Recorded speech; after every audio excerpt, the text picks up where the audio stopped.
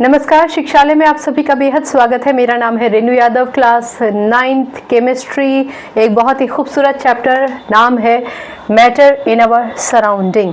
उसमें एक टॉपिक है इवेपोरेशन और एक टॉपिक निकलता है कि what are the factors that affect evaporation. कौन से ऐसे फैक्टर्स हैं, ऐसे कारण हैं जिसकी वजह से इवेपोरेशन को इफेक्ट पड़ता है।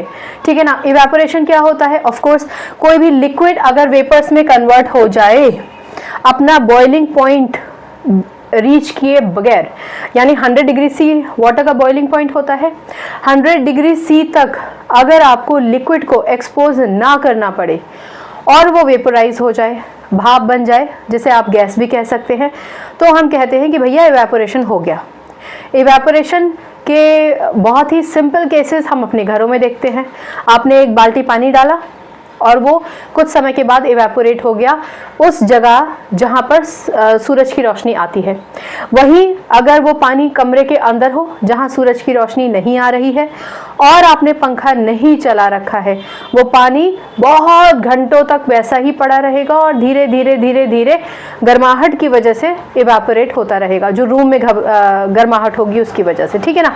चलिए इसको विस्तार से समझते हैं। इवेपोरेशन तो मैंने आपको बता ही दिया। देखो, जो वाटर का इवेपोरेशन हम एग्जाम्पल लेते हैं तो वाटर के पार्टिकल्स ना आपस में जुड़े होते हैं। जब टेम्परेचर बढ़ता है, उस टेम्परेचर के बढ़ने की वजह से कुछ पार्टिकल्स ये फोर्स ऑफ अट्रैक्शन तोड़ देते हैं और काइनेटिक एनर्जी मूवमेंट की वजह से वो फोर्स ऑफ अट्रैक्शन तोड़कर सीधे लिक्विड फॉर्म से गैसियस फॉर्म में कन्वर्ट हो जाते हैं, वेपर्स में कन्वर्ट हो जाते हैं। याद रखिए, इस कन्वर्जन में boiling point 100 degree C temperature नहीं दिया गया है। उसके बावजूद भी अगर कोई भी लिक्विड वेपर में कन्वर्ट होता है, इवेपोरेशन होता है। ठीक है। चलिए, अब कौन कौन से फैक्टर्स हैं जो इवेपोरेशन को इन्फ्लुएंस करते हैं, अफेक्ट करते हैं, जिसकी वजह से इवेपोरेशन हो भी सकता है, नहीं भी हो सकता है, हाई लेवल पर हो सकता है, लो लेवल पर हो सकता है। सबसे पहले टेम्परेचर।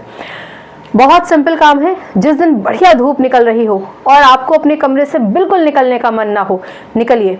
एक बाल्टी पानी या एक मग्घा पानी या एक बोतल पानी लीजिए और जहां पर सबसे ज्यादा धूप आ रही है आपके घर में, डाल दीजिए।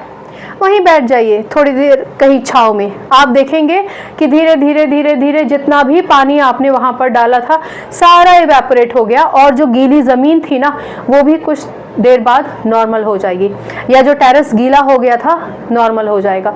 क्या था वहां पर? आप तो सूरज की रोशनी में गए भी नहीं, आप तो छांव में बैठ गए थे। तो वहां